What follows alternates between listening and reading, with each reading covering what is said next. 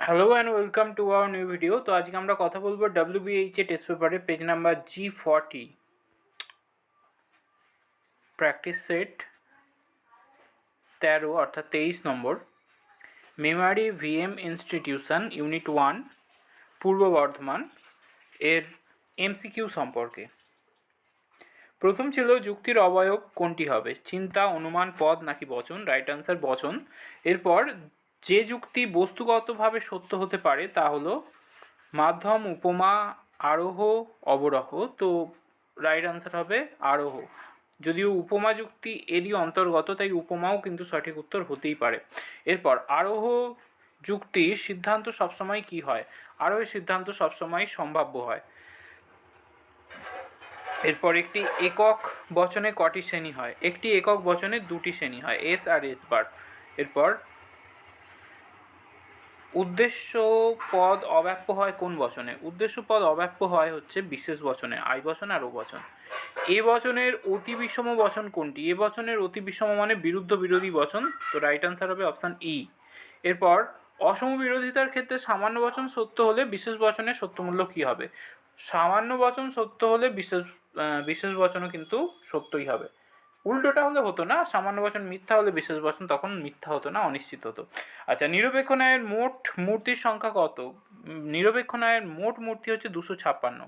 19টি কিন্তু বৈধ মূর্তি রয়েছে, এখানে বৈধ মূর্তির কথা বলেনি, তাই রাইট অ্যান্সার হবে 256। আর যদি বলতো বৈধ মূর্তির সংখ্যা কত, তাহলে লিখতে হতো 19টি। এরপর কোনো বৈধ যুক্তির প্রধান আশ্রয় বাক্য ও বচন হলে সংস্থানটি হবে, তো এটা হবে চতুর্থ সংস্থান, বোকার্ডো মূর্তি।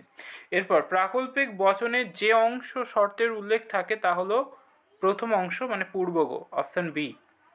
এরপর প্রাকল্পিক ন্যায়ের সিদ্ধান্তটি হলো কেমন বচন? প্রাকল্পিক ন্যায়ের সিদ্ধান্ত অবশ্যই নিরপেক্ষ বচন হবে। এরপর নরখাদক আছে, তো এসের ঘরে বা সাবজেক্টের ঘরে ক্রস হবে, অপশান ডি এক্ষেত্রে উত্তর হবে। পরের প্রশ্ন, জর্জ বুলের মতে অস্তিত্বমূলক তাৎপর্য আছে কোন বচনে? রাইট অ্যান্সার হচ্ছে অপশান এ, বিশেষ বচন। তারপর কোনো সত্যাপেক্ষক বচনের সত্য সারণীতে সবকটি নিবেশন দৃষ্টান্ত সত্য হলে তাকে কি বলে? তো সব সত্য হলে তাকে শতসত্য বচনাকার বলে। আচ্ছা, রাম আসবে কিন্তু সৌরভ আসবে না, কিন্তু থাকার জন্য ডট হবে, আর রামের জন্য আর হবে, আর ডট কার্লেস, এটা সঠিক উত্তর হবে, অপশান বি। এরপর পি হর্ষ কিউ বচনটি মিথ্যা হবে কখন?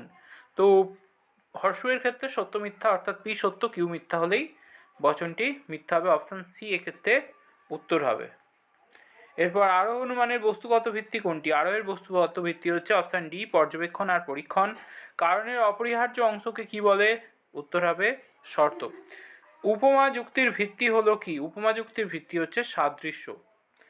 ড্যাশের মতে কারণ হলো সদর্থক নমর্থক শর্তের সমষ্টি, তো এটা হবে মিল।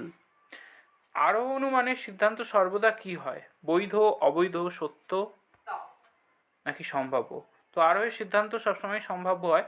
আচ্ছা, এটা এই পেজের প্রথমের দিকে ছিল MCQ এতে, হ্যাঁ একদম তাই তো। 3-এর MCQ আর 21-এর MCQ এক হয়ে গেছে, হতেই পারে। যাকে কারণ শব্দের দ্বারা পর্যাপ্ত আবশ্যিক শর্তকে নির্দেশ করেন কে? রাইট আনসার হচ্ছে IM কপি। চলে যাচ্ছি পরের পেজে।